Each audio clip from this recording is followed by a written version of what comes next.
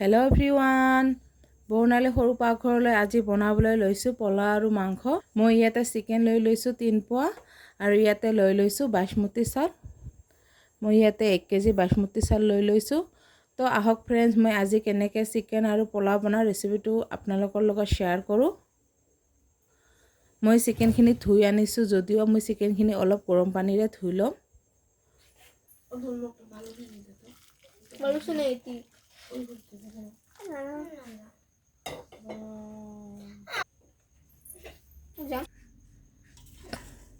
মই প্ৰথমতে চিকেনখিনি অলপ উতলা গৰম পানীৰে ধুই লৈছোঁ।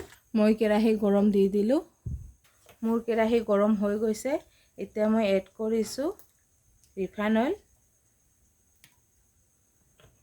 মোৰ তেলখিনি গৰম হৈ গৈছে। মই প্ৰথমতে 3টা আলু ফ্ৰাই কৰি ল'ম।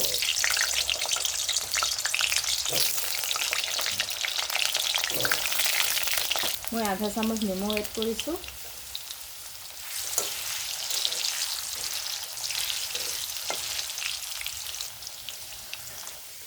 মই আলুখিনি ৰঙা পৰাকৈ ফ্ৰাই কৰি ল'লোঁ আৰু মোৰ আলুখিনি ফ্ৰাই কৰা হৈ গৈছে। মই এতিয়া আলুখিনি নমাই লৈছোঁ।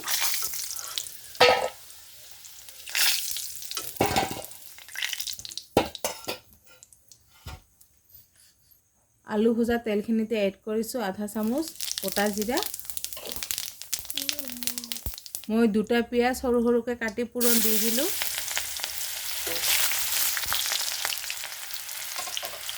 মই 3খন তেজপাত দি দিলোঁ আৰু এতিয়া মই মাংসখিনি এড কৰিছোঁ।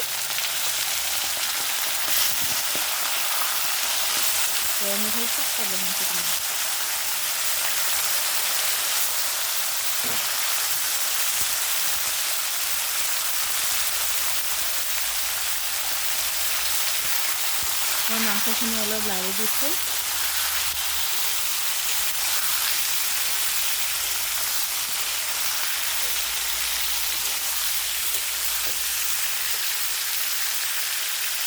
মই পৰিমাণ অনুসৰি এড কৰিছোঁ নিমখ 1 চামুচ আৰু 2 চামুচ মই এড কৰিলোঁ নিমখ।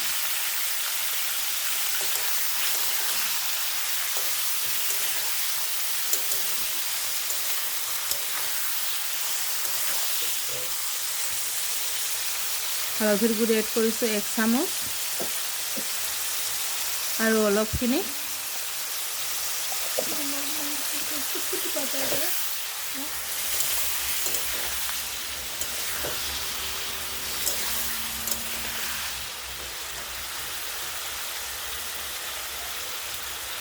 আৰু এতিয়া মই এড কৰিছোঁ, ইয়াতে মই শিলনোড়াত বাটি লৈছোঁ শুকান জলকীয়াৰ পেষ্ট, আদাৰ পেষ্ট, নহৰুৰ পেষ্ট আৰু পিঁয়াজৰ পেষ্ট। মই ইয়াতে ডাঙৰ চাইজৰ 3টা পিঁয়াজ লৈ লৈছোঁ, 2টা নহৰু লৈ লৈছোঁ, 1 টুকুৰ আদা আৰু 6টা লৈ লৈছোঁ শুকান জলকীয়া। 6টা শুকান জলকীয়া মই পেষ্ট বনাই লৈছোঁ আৰু এতিয়া মই গোটেইখিনি এড কৰিলোঁ।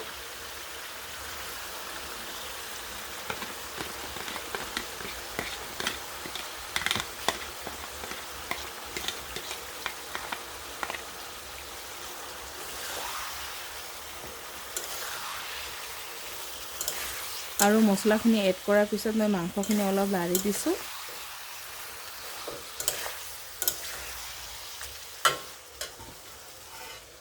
আৰু এতিয়া মই ফ্ৰাই কৰি থোৱা আলুকেইটা এড কৰিলোঁ। মোৰ আলুখিনি যিহেতু সিজা নাই।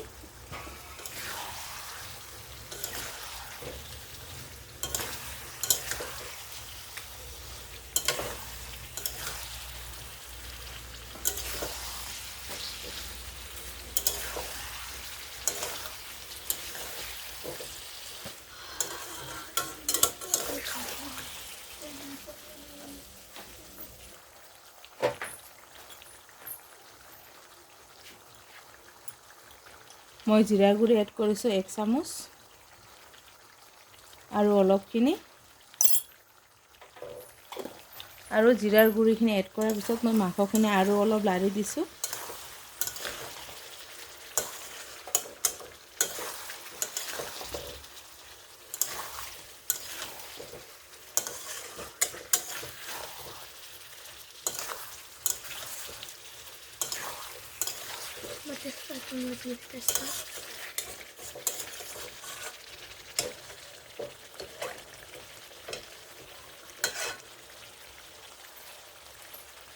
এতিয়া মই গেছ ল' ফ্লেমত দি 2 মিনিটৰ কাৰণে ঢাকনি দি দিলোঁ মাংসখিনিত।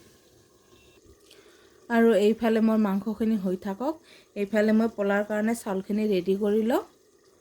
আৰু এতিয়া মই চাউলখিনি এটা চৰিয়াত ঢালি লৈছোঁ।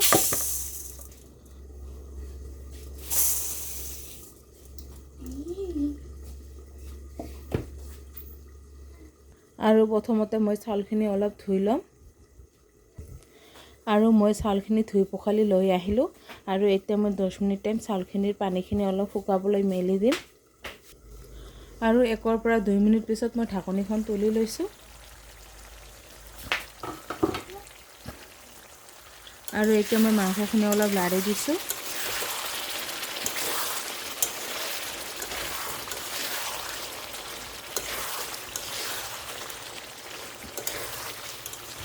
আজি মাংসৰ কালাৰটো বহুত ধুনীয়া হৈছে।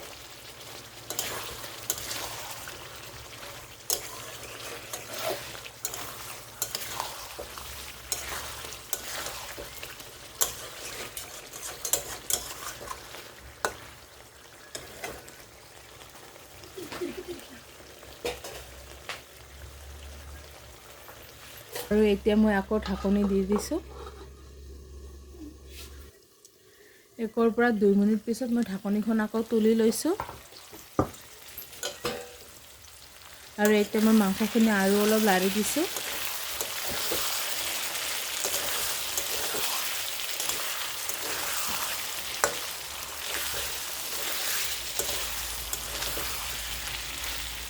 আৰু এতিয়া মই মাংসখিনি ঢাকনি নিদিয়াকৈ 3 পৰা 4 মিনিট টাইম ফ্ৰাই কৰি লওঁ। আৰু মই 3 পৰা 4 মিনিট টাইম মাংসখিনি ফ্ৰাই কৰি ল'লোঁ। আৰু মই মাংসখিনি ফ্ৰাই কৰা হৈ গৈছে। আৰু এতিয়া মই এড কৰিম পানী।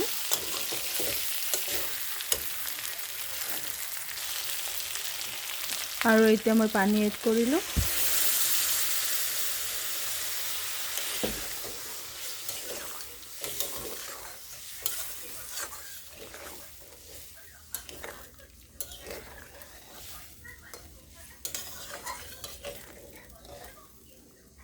আৰু পানীখিনি এড কৰাৰ পিছত মই মাংসখিনি 2 পৰা 3 মিনিট টাইম জাল কৰি ল'ম। আৰু এইফালে মোৰ মাংসখিনি জাল আহি থাকক। আৰু এতিয়া মই পোলাওখিনি ৰেডি কৰি লওঁ। আৰু মই চাউলখিনি যিহেতু 10 মিনিট আগতে ধুই মেলি দিছিলোঁ এখন কাপোৰত। আৰু মই এতিয়া চাউলখিনি এটা চৰিয়াত ঢালি ল'লোঁ। আৰু এতিয়া মই চাউলখিনিত এড কৰিছোঁ পৰিমাণ অনুসৰি নিমখ। মই 2 চামুচ নিমখ এড কৰিছোঁ। হালধিৰ গুড়ি এড কৰিছোঁ 1 চামুচ। আৰু অলপখিনি মই ইয়াতে কেইটামান কাজু বাদাম এড কৰিছোঁ।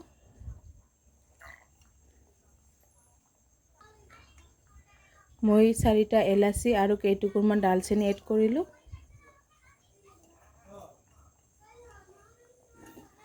মই চেনি এড কৰিছোঁ 1 কাপ। মই কেইখনমান এড কৰিলোঁ তেজপাত। আৰু এতিয়া মই চবৰে শেষত এড কৰিছোঁ ঘি।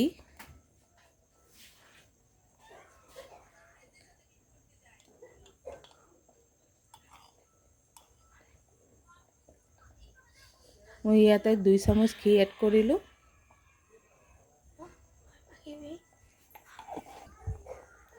আৰু এইফালে মোৰ মাংসখিনি হৈ গৈছে। মই মাংসখিনি 2 মিনিট টাইম জাল কৰি ল'লোঁ। আৰু এতিয়া মই এড কৰিম 1 চামুচ গৰম মছলাৰ গুড়ি। আৰু গৰম মছলা গুড়িখিনি এড কৰাৰ পিছত মই মাংসখিনি অলপ লাৰি দিছোঁ।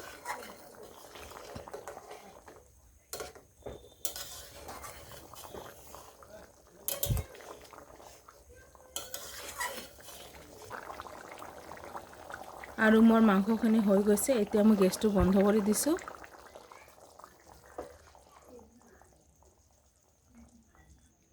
আৰু এইফালে মই ৰেডি কৰি থোৱা পোলাওখিনি এতিয়া মই হাতেৰে অলপ মাখি ল'ম।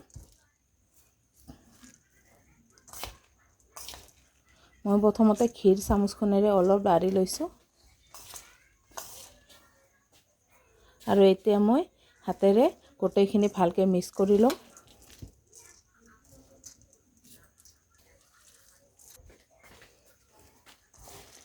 মই চাউলখিনি ঘি, নিমখ আৰু হালধিখিনিৰ সৈতে ভালকৈ মিক্স কৰি মাখি ল'ম। আৰু আজি মই পোলাওখিনি সৰু গেছটোত বনাই ল'ম। মই পোলাওখিনি যিহেতু নিৰামিষ বনাম আৰু মই গেছত যিহেতু মাংস বনাইছোঁ, সেইকাৰণে মই সৰু গেছটোতে পোলাওখিনি বনাই ল'ম। আৰু মোৰ কেৰাহী গৰম হৈ গৈছে। এতিয়া মই এড কৰিছোঁ অলপ ৰিফাইন। মই চাউলখিনি যিহেতু ঘিৰে মাখি লৈছোঁ পূৰা ভালকৈ, সেইকাৰণে মই অলপখিনি ৰিফাইন এড কৰিলোঁ চাউলখিনি ফ্ৰাই কৰি ল'বৰ কাৰণে। আৰু মই তেলখিনি কেৰাহীৰ চাৰিওফালে লগাই লৈছোঁ। আৰু মোৰ তেলখিনি গৰম হৈ গৈছে। এতিয়া মই চাউলখিনি এড কৰিছোঁ।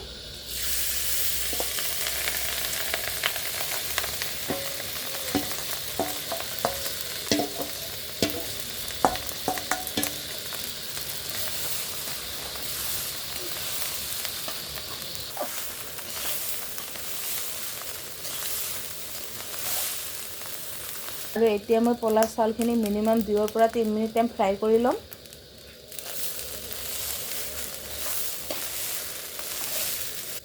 মই 2 পৰা 3 মিনিট টাইম চাউলখিনি ফ্ৰাই কৰি ল'লোঁ। আৰু মোৰ চাউলখিনি ফ্ৰাই কৰা হৈ গৈছে। মই এতিয়া চাউলখিনি নমাই লৈছোঁ। ডেচকি গৰম দি দিছোঁ। অলপখিনি পানী এড কৰিছোঁ প্ৰথমতে।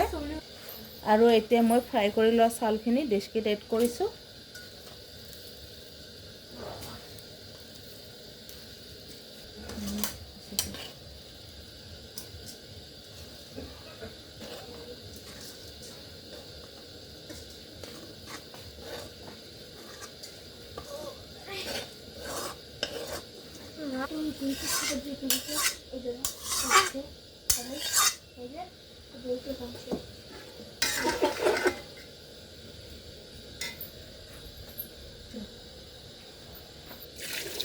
আৰু এতিয়া চাউল যিহেতু মোৰ 1 কেজি, মোৰ পৰিমাণ অনুসৰি মই ইয়াতে 2 লিটাৰ পানী এড কৰিম।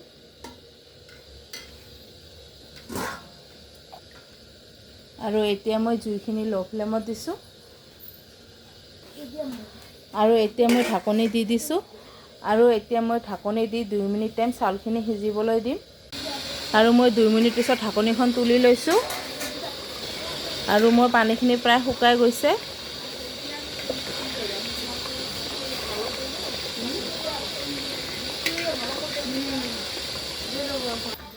মোৰ পোলাওখিনিৰ পানীখিনি শুকাই গ'ল আৰু মোৰ পোলাওখিনিও সিজি গৈছে। মই এতিয়া ঢাকনি দি থৈ দিম 2 মিনিটৰ কাৰণে।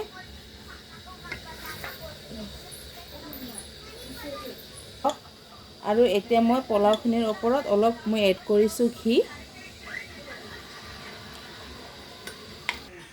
আৰু ঘিখিনি এড কৰাৰ পিছত মই পোলাওখিনি ঢাকনি দি থৈ দিম 2 মিনিটৰ কাৰণে। তো ফ্ৰেণ্ডছ, এয়া চাওক হৈ গ'ল মোৰ আজি পোলাও আৰু মাংস। আৰু মই এখন থালিত পৰিৱেশন কৰি দেখুৱাইছোঁ। তো ফ্ৰেণ্ডছ, মোৰ আজিৰ ভিডিঅ' ইমানখিনিয়ে আছিল। আৰু আজি মোৰ ভিডিঅ'টো ভাল লাগিলে লাইক, কমেণ্ট, শ্বেয়াৰ কৰিব। আৰু পিছলৈ মোৰ ভিডিঅ' চাবৰ কাৰণে মোৰ চেনেলটো ছাবস্ক্ৰাইব কৰিব। ধন্যবাদ।